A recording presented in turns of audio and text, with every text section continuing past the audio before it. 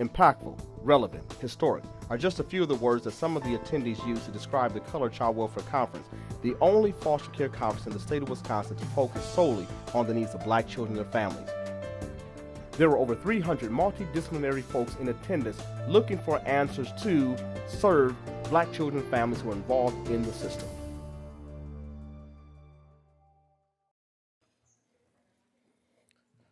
Good morning. My name is Edward LaFleur, and I am happy to be here. You know, first of all, I want to give thanks to everybody actually being a part of this program. This program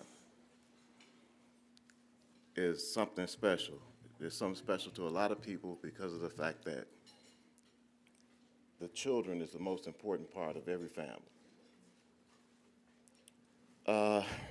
My son was in the system from birth until 2.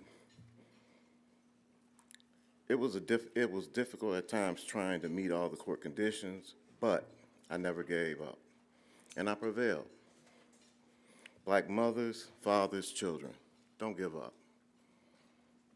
I am honored to be the Master of Ceremony of the Color of Child Welfare Conference. There is a lot of important workshops for you to attend. As we go throughout the day, please keep the following in mind. Your conference is on page 3 and 4 in your journal or in your folder packet. 2, turn your cell phones on silent or vibrate and answer them in the hallways. 3, bathrooms are on the left when you go to the exit on the east door. 4, the Wi-Fi password is 0515. Next, I would like to ask the Executive Director of Fresh Start Family Services, Jermaine Reed, to come and welcome this year's conference attendees. He will be followed by our program guests in order that it appears on the program. Please keep your comments brief and follow the program.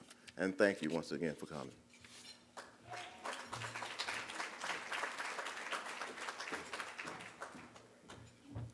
Good morning. Let's give Mr. LaFleur another round of applause. He did a phenomenal job. Thank you for being here. How many people do we have in the room who was either once a part of the system in some capacity, whether your birth family or you have aged out of the system? Do we have anybody in the room? Great, great. Let's give them a round of applause. As Brother LaFleur had mentioned, my name is Jermaine Reed. I'm the Executive Director of Fresh Start Family Services. I would like to welcome each of you here to 2016 Colored Child Welfare Conference. It's been 6 years, long overdue, but yet we're still facing some of the same problems. And I know we're working in helping professional and child welfare and social work. We don't like to say the word problem, but when you have your local community comprised of 68% African American children making up the foster care system, that is a problem. Is that just me? It's a problem. Somebody say it's a problem. But it's not that we can't fix the problem. See, the answer and the solution is right here in the room. If we all have the same value, if we believe that black children, black youth, and black families not are worth saving, but are worth investing in. See, that's different. And so I will admonish each of you in this conference today to learn as much as you can, share as much as you can, but understand something, that in this convening, this is not the work. As Tim Weiss would say, it's not the work. We will exchange ideas, we will frame thoughts, perception, concepts, all of that good stuff. But when we leave this place today, we have to go back to our various environments, our work environments, our employers, our homes, our community. And so we have to make a commitment to do better. Say do better. And so in my closing, let me say this. I was in a meeting a couple weeks ago, 2 weeks ago, with some very important folks who really engineer and shape the way child welfare goes in this state. And when I was in this meeting, I was talking about the disproportionality. For those of you who are not aware, Wisconsin ranked number 3 in 2011. It's the most recent data that I came up with. In terms of the nation, we're number 3 in the nation. In terms of the number of African-American children who are disproportionately represented in the foster care community. That's a problem. We used to be number 1, but we have moved to number 3. And so I was in this meeting because I was concerned about a particular plan, the diligent recruitment plan. I was concerned about black homes for black children. I was concerned about African-American children who are being removed from the community and sent in other communities. And I was just really concerned about that. So I began to question about where are the billboards and where are the magazine ads that in certain communities like the Native American community, we see government officials investing in that work to secure resources to protect that culture and that community. And so in that conversation, this person who I respect very dearly said, well, we're making progress, we're moving in the right direction. In the state of Wisconsin, we're seeing 35% increase in terms of the African-American resources that were coming up for African-American children, statewide, 35%. And so as I thought about that, I said, well, you know, if you're driving along the highway and you have 3 vehicles and the speeding limit is 70 miles an hour, and you have somebody driving Miss Daisy who's going 35 miles an hour on the freeway, then you have Heavy Willie over here, and he's driving 90 miles an hour in a 70-mile zone. Both of them are breaking the law. And so it's not just good to be doing 35% increase and falling short of whatever the federal standard is. We have to do better. We can do better. But better begins with each person that's in this room. And so again, I would like to welcome you to the Colored Child Welfare Conference. We have some phenomenal speakers who have come all across the country. We have Jane Elliot. Good morning, Miss Elliot. We have Brandy Nicole Brooks. We have the president of the National Association of Black Social Workers, Tony Oliver, J. Tony Oliver. We also have Dr. Schwant, who's a foster care alumni, but he's also in the military. We have Ophelia King is in the room. She's a local educator. We just have a plethora. Stephen Esty, attorney Stephen Esty is here. So listen, we want you to take advantage of all of these great workshops that we have and walk away, and let's make a commitment to do more, do better. Thank you. Another round of applause. It is such a beautiful morning, and just coming out here and just seeing everybody here, the energy is beautiful. This issue of dealing with our children that are in foster care, first of all, I want to thank Mr. Jermaine Reed for even having the courage to put on such a conference. A lot of times we're too apologetic about what the needs are in our community. And me, my name is Dennis Walton. I am the co-director of the Milwaukee Fatherhood Initiative. And I am dealing with so many issues of men whose children are going into the foster care system, who are calling me and who are crying and who are going through trauma and having so many issues because they're detached from their children and they don't know where they can receive help. So this conference is one that is of great need and demand in our community. And again, I think that if we're going to be for real about raising the next generation and talking about how we're going to move forward with our future, it has to start with our children. So thank you again, Jermaine, for this as well. What I want to do is introduce Ms. Latonya Johnson, State Representative.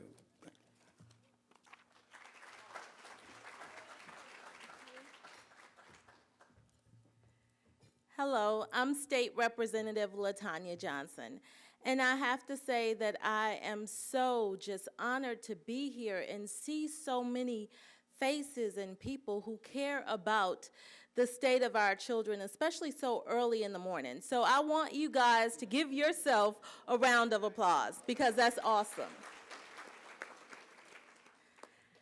You know, Growing up as a child, I grew up in extreme poverty. The first house that I ever lived in with indoor plumbing was right here in the city of Milwaukee in the 53206 zip code on 9th and Wright, and that was at the age of 12. So I know a little something about how poverty feels. See, my mom gave birth to me when she was 15 years old.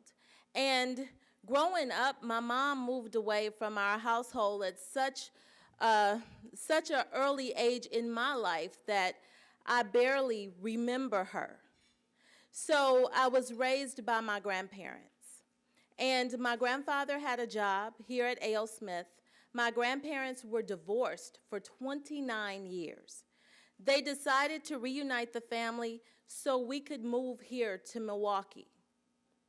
Now, if our kids just had to overcome poverty, we'd be okay, right? We'd be okay. Because there are a lot of people here who had turbulent starts, who are now successes. But in the city of Milwaukee, poverty isn't all that our children had to worry about. Our children have to worry about safety, and sometimes that safety is in their own home, lack of. They have to worry about having places to stay, food to eat, taking care of their younger siblings when their moms have so many opportunities or lack of opportunities to find decent paying jobs. Kids will always be my first priority in the state assembly, and most of the majority of the bills that I've passed have all been related to children, because I know that if you change a child's life, you don't just impact that one child, but you impact future generations. And living in a state where we're ranked the worst place in the country to raise an African American child, that's unacceptable. Unacceptable. And as someone who had to rely on the opportunities right here in this city, the opportunities that were available to me that weren't available to my mother, to my grandparents, I was the first in my family to go to college and graduate. The first in my family to own a home, to own a business, and now serve as an elected official. So even though our childhood experiences don't dictate who we'll become in the future, they definitely have an influence on who we will become.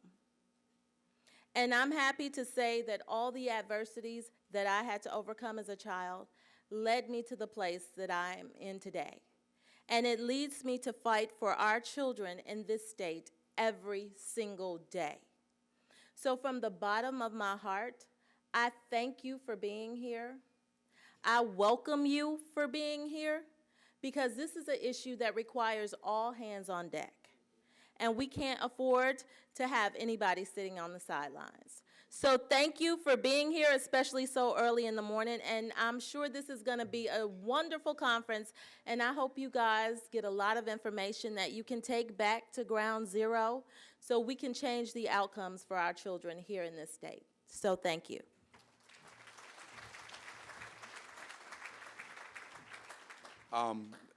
Thank you again. Without further ado, we're going to bring up the Health Commissioner, Mr. Bevan Baker. All right. Well, good morning. I'm certainly honored to be here on behalf of our Mayor, Tom Barrett, and all the men and women in the city of Milwaukee. Now, look, I'm going to wake you up, shake you up, turn you out, turn you around, push you back, and make you scream. Because there is one thing that I can talk about more than anything in the world, which is the future of everything, the future of anything. The past, the present, the future, and everything that will come are our children. They are the future of everything. So when Brother Jermaine asked me to come and talk, I had 2 minutes. So 120 seconds. Now, I'm a preacher's son. Now, how am I supposed to do this? How am I supposed to light a fire for people who already get it, got it, and want it? But I'm going to try to do that. So here's what we know. What we know is we go back to the origin. We think about the word foster. We think about what it really means to feed, to nurture, to advance, to move forward, to look after. All of those things matter to me. Those are definitions, but what it really means is something that we can't even begin to write down on paper. It's something that's burning within inside of us. It's the yearning. When you look into a child's eyes, you see something. It's not written down on paper. You see something. Every child yearns to have someone, anyone, everyone care about them. And that's what this conference is all about. You see, I didn't just get here. I arrived because I have been coming to this place all my life. You see, I have a little boy. That little boy just turned 9 years old, but at 10 months, he was lost. He had no chance at survival. He was supposed to die. And God tapped me, tapped my family and said, this little boy gotta be saved. I had never met him. So I'm an adoptive parent. I understand what's happening. Now, he's supposed to be against all the odds. If these statistics are right, he's supposed to be incarcerated by the time he's 15. If these statistics are right, his sister's supposed to be pregnant by the time he's 18. If these statistics are right, he will never graduate from college. If these statistics are right, this conference doesn't matter. But this conference does matter. Because what kind of father, brother, uncle, cousin, nephew would I be if I didn't put everything that I had into making certain that foster children have a chance? Yes, the statistics I could round off to you. Nearly 7% of all the families in foster care in this state are men and girls and women of color. Those are statistics, but that's not what I'm talking about. Because, see, God doesn't have statistics. There's one God, one faith, one reason to save children. There's only the number one. He doesn't need all these biostatistics. He doesn't need all these epidemiologists to talk. He knows why you came here this morning, because you care. There's one reason. The future of everything is in our children, and we can change this. I'm better than that. You're better than that. We're all better than that. And I believe the little boy that I kissed this morning, which I kiss every morning, who looked at me and says, I have multiple fathers. I have multiple mothers. He wakes up and says, I dream that I have multiple sisters. He's never met a single one of them because he believed that you are his mother, you are his father, you are his brother, you are his sister, and that's why we're here. So don't let this just be another conference. Don't let this be notes that you take when you get home. You don't know what you wrote. Don't let this time here be just another day. Let this be a watershed moment that we can talk about for ages. Let this be about a big city by a big lake who did some big things to change the way people think about foster care, about the welfare system. Now, I watched the basketball game last night like many men in this city, and I was amazed at what they could do, how they ran, how they jumped, and they kept me at the edge of my seat. And I got up this morning, and I said, let me tell my son who loves basketball what happened. But before I could do that, he said, Daddy, I love you. And that's what every child wants to say. They want to have someone say it back, I love you. Now, on with what I really came here for. On behalf of Mayor Tom Barrett, I'm happy to present a proclamation to this conference. And in the digital domain, the digital democracy in which I live in, I have it on my phone. And the printed copy and the framed copy will go to Brother Jermaine. I won't read it all, but here's what it says. Whereas the Fresh Start Family Services Color of Welfare 2016 convention theme, Against All Odds, From Foster Care to Success, will help sponsor strategies to improve social work practices and effectively address the issues that minority children face in the foster care system. And whereas the City of Milwaukee congratulates Fresh Start Family Services for its dedicated service and leadership, recognize the commitment on improving the lives of children and the wishes of all attendees of color of Welfare Conference as a successful event. Now I, therefore now I, Tom Barrett, Mayor of the City of Milwaukee, do hereby proclaim Tuesday, May 17, 2016, to be the Color of Childcare Conference throughout the City of Milwaukee. So congratulations. Now, I'm going to end now because I'm on fire, and if I see anybody in here asleep today, by the power of the Health Commissioner of the City of Milwaukee, I'm going to slap you in the back of your head. Thank you very much.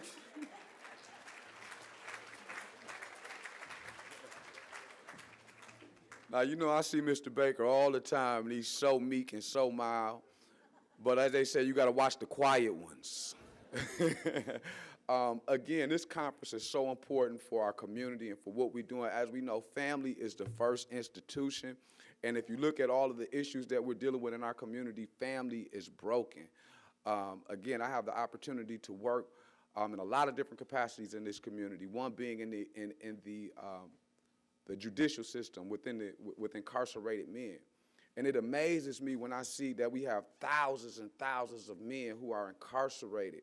You know, I'm fortunate that I'm able to teach a fatherhood class to help these men just get back into the lives of their children. But when I go into a class and I have 40 or 50 men who are coming into my class to be better fathers, and on the outside of that classroom, there's another 1,000 or 1,500 that are in the institution, I ask them to look around and I say, while you're in here, who's out there with your children? Where are your kids? Who's guiding them? Who's directing them? Who's protecting them? That is your job and that is your role. What are you going to do if you get a call and you find out that something devastating has happened to your child? And let that be your motivation for getting back out to the streets and being a positive force in your family. As I look around, I don't see many men. And for the men who are here, we have to have a call to action for strong men to step back up and reclaim our communities. And it's going to happen with the fathers. You know, one of the things that we're not paying attention to is fathers are removed from the family. Fathers are the foundation of a family, and we're too comfortable with that. We're too comfortable with that role today, seeing men disenfranchised from the home, helpless, powerless, not being responsible, not being committed. It's time for us to change that. So I just want to say, before I get on my soapbox, you know, we're fortunate that we have some great speakers here. A lot of times we as black people are just talking about our issues, but we have a powerful white lady that's in the house that's going to tell y'all like it is. So without further ado, I want to bring up the keynote speaker, Ms. Jane Elliot. Yeah, now, people, I'm here because this is the color of child welfare, and color is the right word. How many of you have heard this statement? When I see people, I don't see people as black or brown or red or yellow. I just see people as people. How many of you have heard that one? How many of you have heard that out of a teacher? How many of you think that teacher ought to lose her job? How many of you have ever heard that statement with the word white in it? We never put the word white in that, people, because it's all right to be white. That is about as racist a statement as I have ever heard. Well, I've heard some that are worse. Has anybody ever said to you, when I see you, I don't see you black? Oh, yeah. Oh, yeah. How many of you have had that said to you? How many of you have had someone say to you, I don't see color? And how many of you have said to the fool who said that, it's obvious that you don't, because if you saw color, you wouldn't wear that dress and those shoes?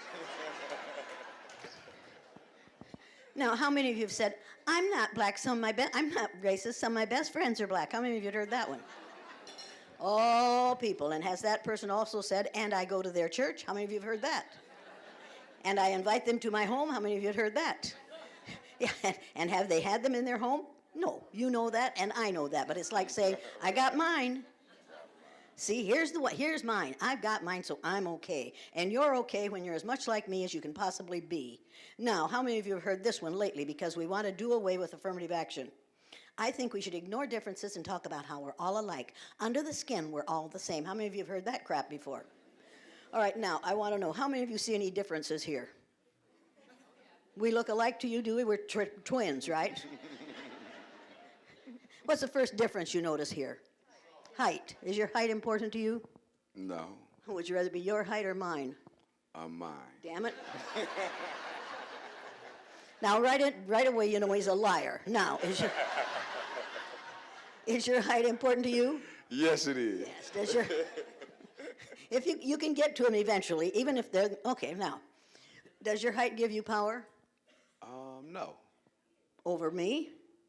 Not with this microphone, it doesn't, but ordinarily would, ordinarily would you have power over someone of my height? Yes. Yes, so your height gives you power, a little power, right? See any other differences here besides height? Sex, is sex important to you? Yeah. Let me put that another way.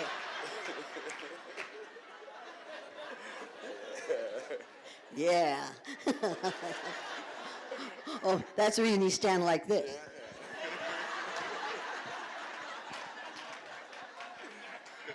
Men always do that around me for some reason. They're afraid I'm going to take it home with me. That's all right.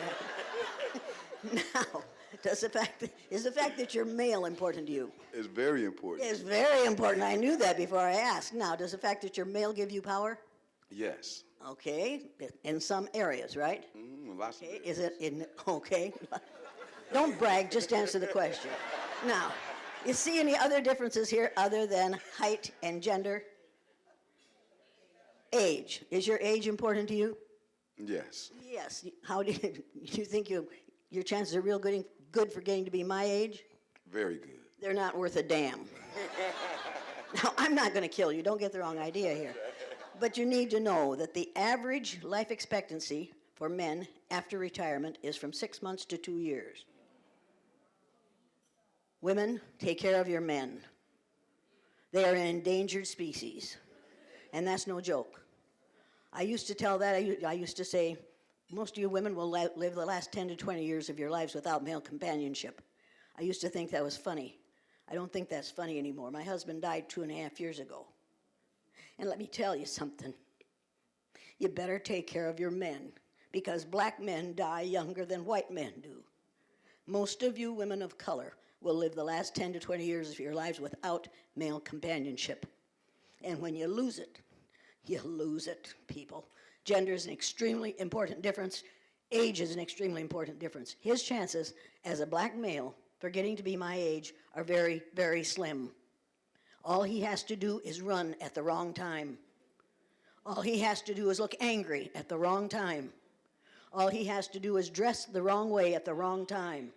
All he has to do is be in the position of being in the presence of a policeman who sees him as a threat because of his gender and his color and his age. People, these differences are extremely important. How many of you have heard somebody say, under the skin, we're all the same? Are you and I the same under the skin? No.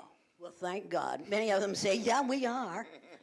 People, we're as different under the skin as we are outside on our skin. We have a right to be different, and we have the responsibility to recognize those differences and appreciate those differences and not pretend that they don't exist. Now, your age is important to you?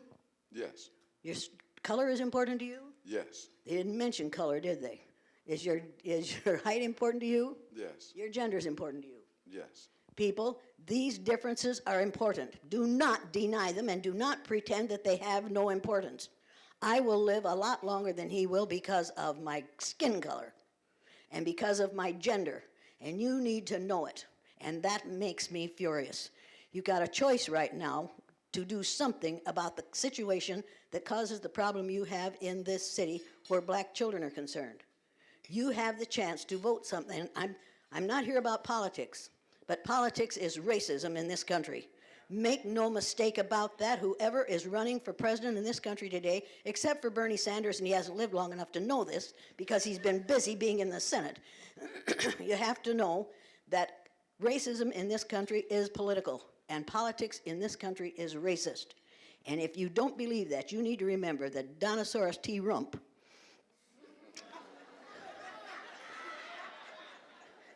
that's the way you spell his last name. It's not my fault, but it's very appropriate because he's got a mouth that looks like an anal aperture. And when he opens it, out comes excrement. So he's got the right last name, T. Rump. He has said horrible things about people of color and women and people who worship in a way that is different from his. And of course, he knows all about the Bible because he talks about 2 Corinthians. 2 Corinthians walk into a bar. People, how many of you remember him saying 2 Corinthians? How many of you remember him holding up the Bible and accusing Ted, what's his name, of being a liar? People, is that the pot calling the kettle black? If you'll pardon my using a euphemism that I shouldn't. People, you need to realize that man does not have the best interests of anyone but white folks at heart. And you need to know that Billary, and make no mistake about this, if you get her, you'll get Bill. And you need to realize that several years ago, she called young black and brown males in gangs super predators who needed to be brought to heel. Now, people, anybody who discusses young black and brown males in animal terms is not somebody that you want for your president. Make no mistake about that. And when she says, Maya Angelou says, if a man tells you what he is, believe him. People, when she said super predators in identifying black and brown young males and brought to heel, she told you what she is. Believe her. Now, if she's going to quote someone, I would suggest that she quote Frederick Douglass. How many of you know who Frederick Douglass was? How many of you have read a whole lot of his works? Well, if you haven't, get busy and do it. Because Frederick Douglass was a young black male, and here's what Frederick Douglass said, and you need to know this. These people who are criticizing young black women who are part of the Black Lives Matter group, we're criticizing them for standing up and being counted. Listen to what Frederick Douglass said. If there is no struggle, there is no progress. Those who profess to favor freedom and yet deprecate agitation are men who want crops without plowing up the ground. They want rain without thunder and lightning. They want the ocean without the awful roar of its many waters. He went on to say, where justice is denied, where poverty is in force, where ignorance prevails, and where any one class is made to feel that society is an organized conspiracy to oppress, rob, and degrade them, neither persons nor property will be safe. People, those young black females who are saying Black Lives Matter are absolutely right. And make no mistake about this. If Hillary sends us back into war, all those young black males will all of a sudden be very important because we will need to send them someplace to kill other males of color. Now, I'm angry about this, and if you aren't, I don't know why.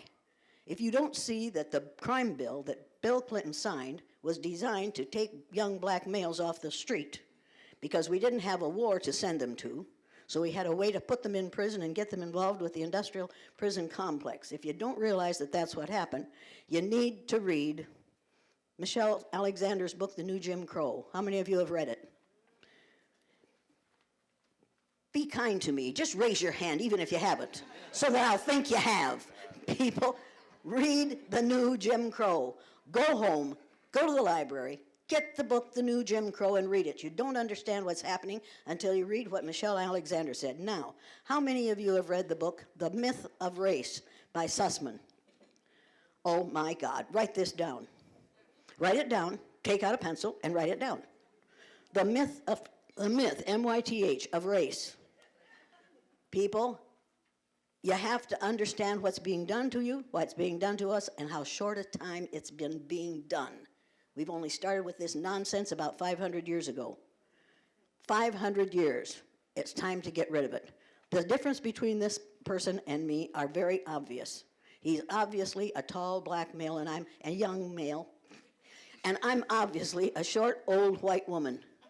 There are differences between us, but they are not the differences that are important. The important differences are we're thinking alike at this moment. We've got to get over this idea. I want to show you something. Will every person in this room who considers himself or herself a member of the white race please stand? Every person in this room who considers himself or herself a member of the white race. Oh, look at there. Now, will every person in this room who considers, now stay standing, don't sit down. White folks are likely to sit down right away because they're really lazy. Now,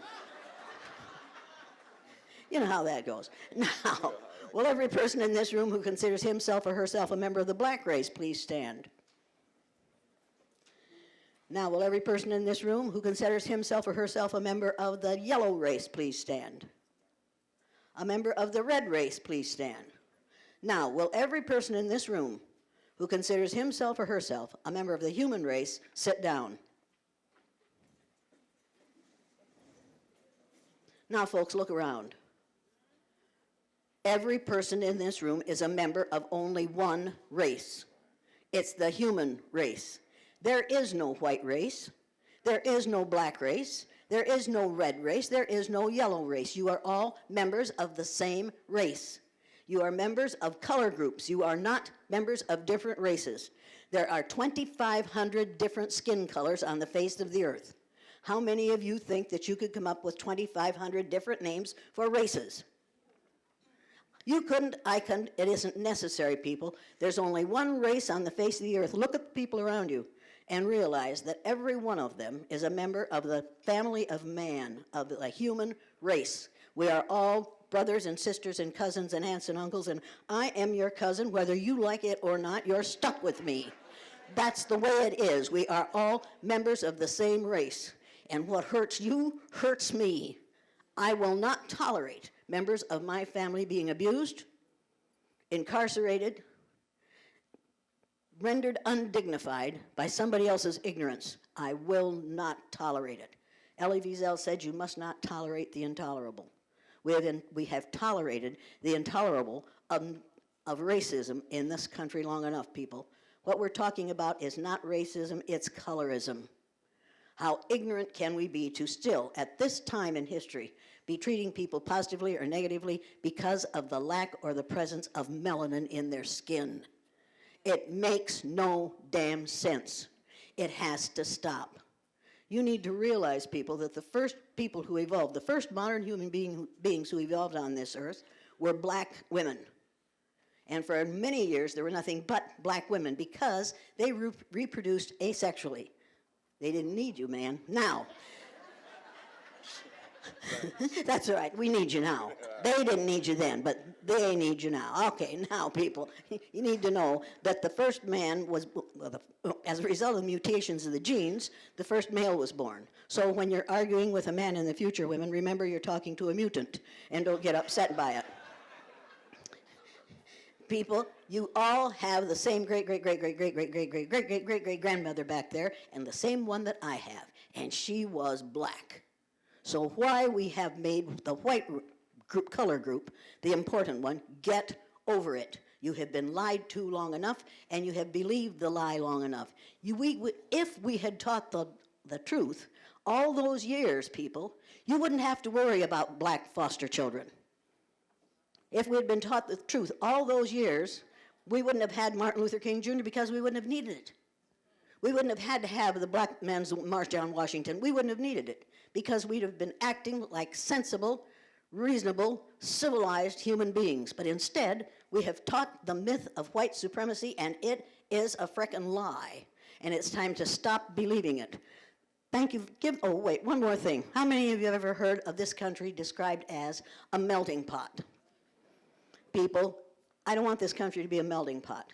In a melting pot, you put all these different metals into a big vat, turn on the heat, melt everything together. What comes out, everything that looks alike, is all alike. I'll get there eventually, don't worry. Now, people, I don't want this country to be a melting pot. I want it to be a stir fry. How many of you make stir fry? How many of you eat stir fry? How many of you know what stir fry is?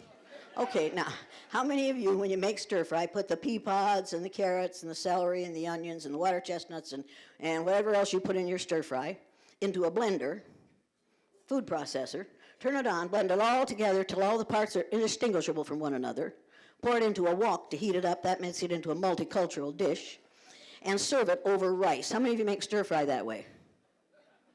Well, why don't you, people? Why don't you make stir fry that way? What are you trying to tell me? No, I was talking. I'm sorry. Why are you talking to him when you should be listening to me? Now, you don't want to get into this with me, do you? Now, you turn and face the other way. Why are you doing what I tell you to? Good God, man, what is your problem? Are we having fun yet? Yeah. He thinks he's smart. Okay, that's all right. What do you want to say to him so that you can get over? I would just say there were some classes that we need to transition to, but. Oh, what you were saying was if she's going to shut up, we can get on with this, right? All right, we need to transition to some classes, people. People, how many of you know the StarSpangled Banner? Da-da-da-da-da-da-da-da-da. Got it? All right. The last line of the Star-Spangled Banner. Well, say it says Star-Spangled Banner yet. Wait. Or the land of the free and the home of the brave. People, I'm free. He has to be brave. I resent that. I resent that very damn much. I want it stopped. The next time you sing the Star-Spangled Banner and you put your hand over your heart and come to that last sentence, don't sing it. Because we aren't living in the land of the free and the home of the brave. I want to live in a land where nobody has to be brave to get up in the morning and walk out of their house. And nobody has to tell their little boys, don't run. And nobody has to tell their sons, don't look angry. And nobody has to say, the cops are not your friend. I want to be in a country where those things aren't necessary. And we won't be there until we're very careful about who we send to write the laws. We're supposed to be have equitable treatment under the law. We won't have that as long as we are supporting people running for the presidency who do not think it's necessary for people of color, the color other than the white color, to be treated equitably. I'm angry, and if that offends you, be offended. Thank you very much. Give this man a hand for coming up here. Appreciate it. Thank you very much.